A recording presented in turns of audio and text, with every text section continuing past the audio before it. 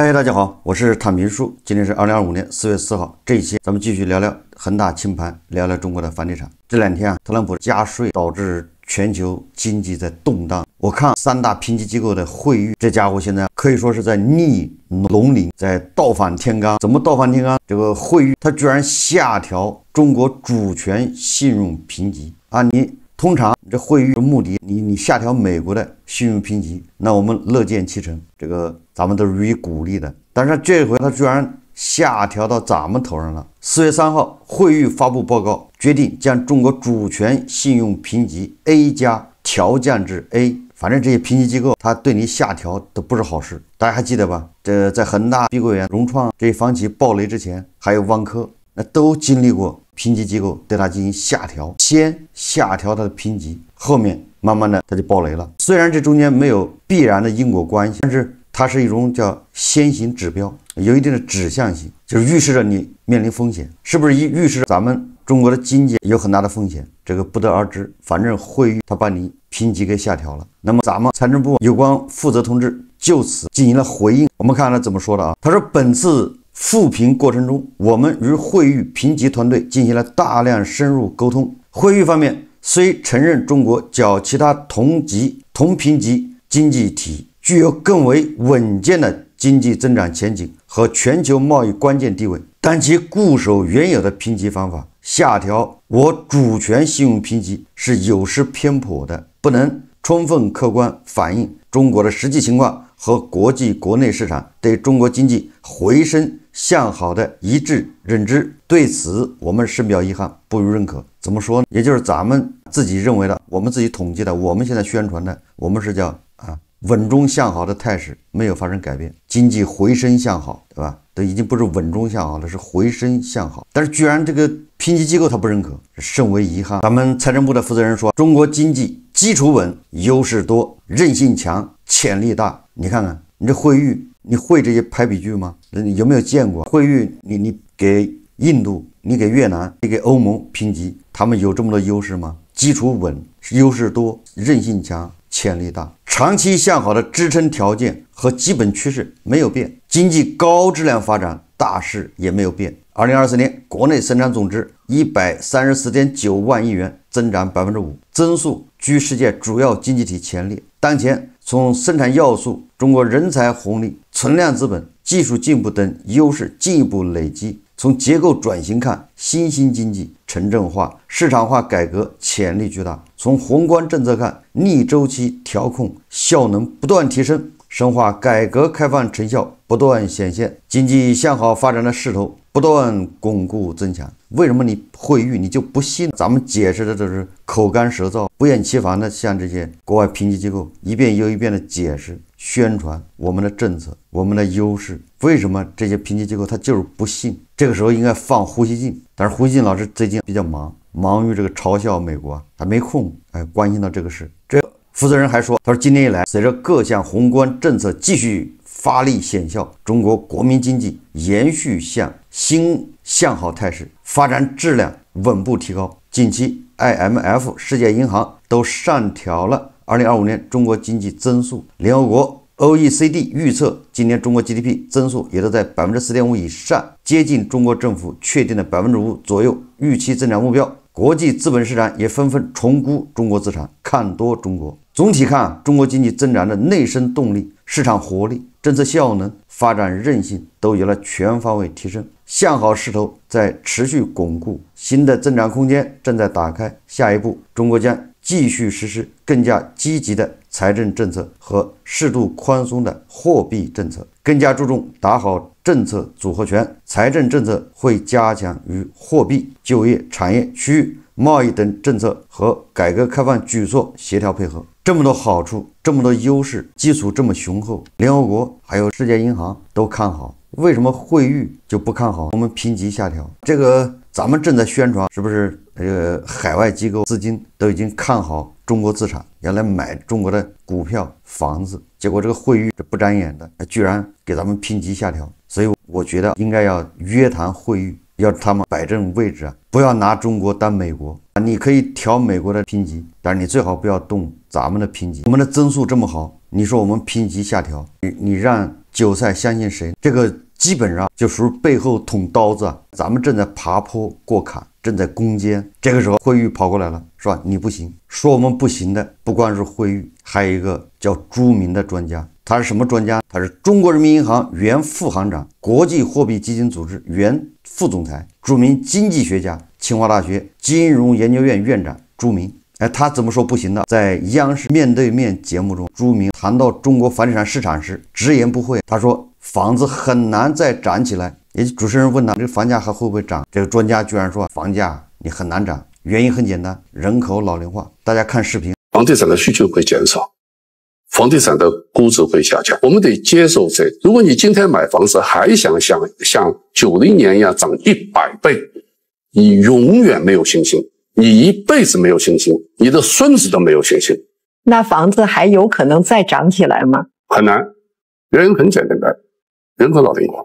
我们的人均42平米达到欧洲水平，中国的人均 GDP 只有欧洲的1半不到，所以在这个情况下，房价要起来不那么容易。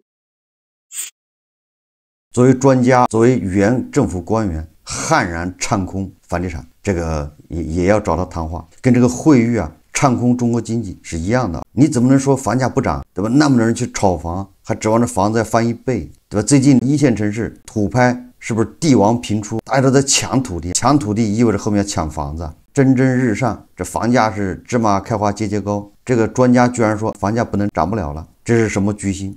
你把过气网红城市杭州有没有放在眼里？把成都省四川市你放在哪里？当然了，唱空楼市了，不光有专家，还有别的自媒体。我今天我在网上看到一个北京的自媒体博主，他那个账号叫朴素之道，我有时候刷抖音的时候就会刷到他，他也经常谈跟经济有关的这些话题，他就讲他亲身经历。咱们比较喜欢看人家亲身经历。他在北京卖了一套房，这是他的第2套房，他最近给他卖掉了。他就讲述他从买这套房到现在给他卖掉，一共亏了100万。这可是在北京，大家看视频。没想到这么多伙伴对我最近卖房亏了多少钱很感兴趣啊，那就满足大家啊。然后今天的评论区也开放给大家，伙伴们可以都讲讲自己买房卖房亏钱挣钱的故事吧啊，毕竟甜蜜分享出来就是一起甜蜜。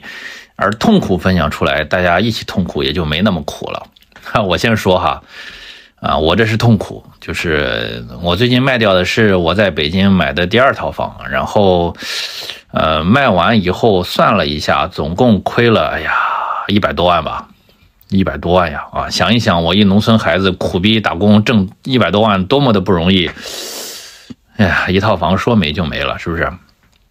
这套房是我21年初的时候买的哈，5年前了，4-5年前了啊，当时不到500万，然后为了好计算就当500万吧啊，这样的话大家听得也清楚一些。其实就是最近我把它卖了，房价本身亏的并不算多哈，这亏个10万8万的，但是这5年以来每个月光贷款就给银行的利息也得小1万啊，这一下子你看40-50万就没了。而且北京链家当时买房的中介费啊，就是几年前一直是2.7个点啊，2.7个点呀啊，乘以500那就是10几万。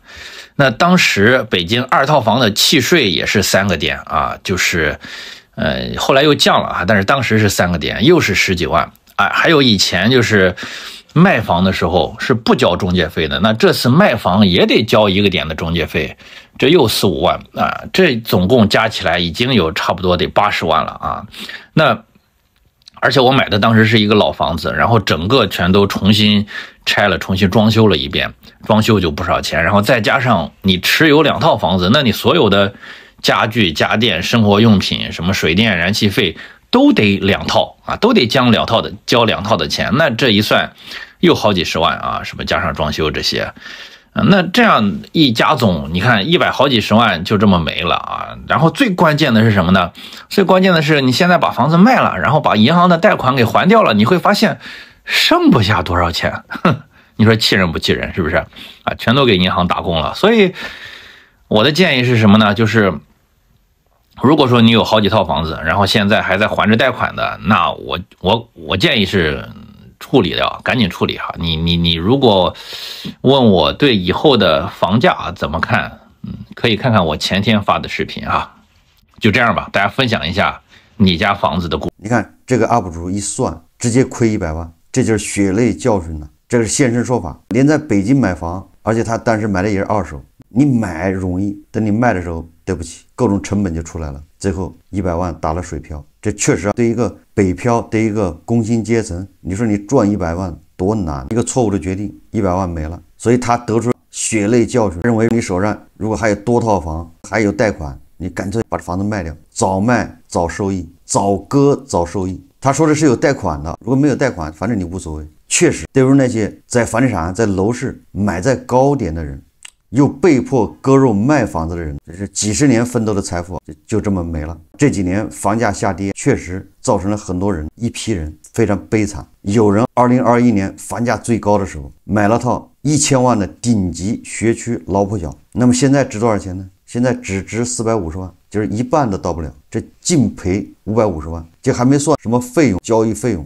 他要卖那恐怕至少赔600多万。但是这个人死扛，他就是不卖，不割肉。好，等到了今年小阳春，小阳春很多二手房房价弹了一下，过去跌的太多了，跌到450万，现在涨到520万，但是他再也扛不住了，因为他现金流断了，还不起房贷，没有办法啊，被迫520万把这房子给卖掉。所以他这几年的房贷利息、买房的费用、房价下跌的部分加起来亏了600多万，奋斗半生攒的家当，这一把亏出去。这就和刚才那个 UP 主一样，UP 主因为他买的是500万的房子，他不是顶级学区房，而且他那个房子价差不多，所以他才亏100万，所以及时止损。这一切对韭菜来说真的是没有什么家庭背景，对打工的人来说这不就跟做梦一样吗？奋斗了那么多年，一下子又回到了原点，就像许老板一样，奋斗了这么多年，最后去蹬缝纫机。我现在清楚的记得2021年9月份恒大一爆雷以后，那不就是2021年国庆节吗？恒大是2021年9月13号爆的雷，全国都知道了。但是随后2021年那个国庆节，一般的不就是国庆节不是叫什么金九银十吗？对房地产来说，各个城市的售楼处居然人头攒动，大家似乎对恒大爆雷无所谓，继续拿着钱，七大姑八大姨借的钱往里冲买房。那个售楼处是不是挤得水泄不通？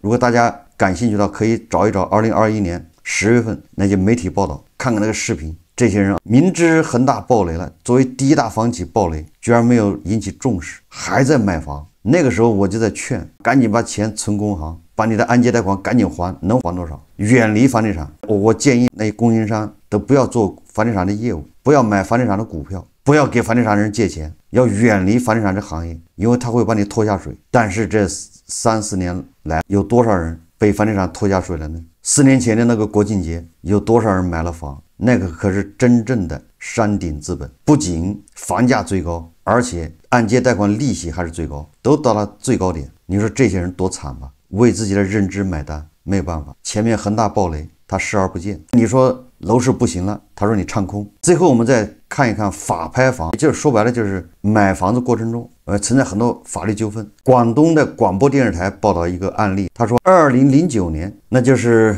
16年前，简阿姨从广州市越秀区人民法院花40多万拍下龙津花园紫金阁606房，如今16年过去了，依旧没能收楼。也就是16年前花40万法拍的这个房子，居然到现在还没住进去。当年拍卖交易完成后，显阿姨就到房管部门办理房产证，但没成功。直到今年，他再次去办理房产登记，显姨来到龙津花园询问图纸异样的问题，却被挡在门外，并被告知开发商在清算中，目前由另外一家公司接手。4月2日下午，显姨来到越秀区人民法院信访窗口，向法院申请强制执行收楼。工作人员接收了他的申请材料。你看，这就是买法拍房存在的风险，你也不知道在哪儿出了问题。总之，你买了16年都住不进去。法拍房里面的坑不是我们正常人能想象的。这个大碗新闻转发的看看新闻报道了一个香港老人在上海花了660万买房，也是10年这个房产证办不下来。房产证10年办不下来，刚才是10年办不下来，结果现在房子还被查封了。这个大碗新闻说还记得香港老人在上海全款买房，将近10年都办不了产证的事吗？最近事情又有了新进展，那就是老人的房子被查封了。原来因为迟迟没能办下产证，这个庞阿婆当年和老伴花了660多万全款买下的房子，产权还一直在开发商的名下，而眼下开发商母公司振荣集团濒临破产官司缠身，名下众多资产陆续遭到查封。这次就是因为开发商欠了一家供应商工程款被告上法庭，青浦法院在2024年11月查封了庞阿婆的房子。那这个房子为什么办不出房产证呢？庞阿婆和老伴三老婆是再婚夫妻，两人虽然出生在上海，但都持有香港身份。20多年前，60多岁的他们决定回上海养老。2016年，庞阿婆和老伴三老婆卖掉在上海唯一的房子之后，一次性付清了660余万元的购房款，置换了振荣府小区这套120多平米的一手房。付款后庞阿婆夫妇拿到了购房发票，与开发商签订了商品房预售合同，并办理了晚签手续。你看，他可不是贷款的，他是一次付清。2018年初，房屋正式交付，夫妇俩顺利住进了这套新房。不料半年后，庞阿婆却被房产交易中心告知无法办理产证，因为他们被限购了。你说说，钱都交了，房子也买了，结果办房产证的时候说你被限购了。说交易中心说，在他们签订购房合同之前，上海对于外籍人士购房就要求缴满1年的社保和个税。两个老人回上海养老是早已退休的，自然没有缴纳过这些。无奈之下，庞阿婆在上海的女儿想办法帮他们又找了公司挂靠，并缴纳了1年的个税。不过等1年后，他们再去交易中心，又被告知补缴是没有用的。更加不幸的是，同年三老婆就去世了。交易中心工作人员又告诉他们，如今三老婆去世，房屋涉及继承，因此需要先确认继承份额并进行公证。由于三老婆是香港籍，子女也都在国外，随之而来的是疫情又耽误了办理公证的进程，事情就这么搁置到了2023年。2023年，身处国外的三老婆子女失去了耐心，委托律师把庞阿婆告上法庭，要求继承父亲三老婆的房产份额。不过彼时由于2位老人没有获得房产证，也就是房屋产权还没登记呢，案子最后只能以撤诉告终。之后庞阿婆和女儿发现2010年由住建部和国家外汇管理局共同制定的部门规范性文件明确规定，境外个人在境内只能购买一套用于自住的住房。同时在办理港澳台居民商品房预售合同备案和房产证登记的时候，各地房产主管部门除了要查验规定的材料及验证购房人持有的房屋情况外，还要查验其在境内工作、学习和居留的证明。庞阿婆一方拿出了自己在2016年签订的网签合同，合同上不仅有明确的签约时间，而且还写明合同一式6份，其中青浦区房地产交易中心也持有1份。也就是说，如果你认为庞阿婆夫妇当年购房不符合政策，就没有购房资格买的房，那为什么网签又通过了呢？对此，青浦区房地产交易中心的工作人员查询后表示，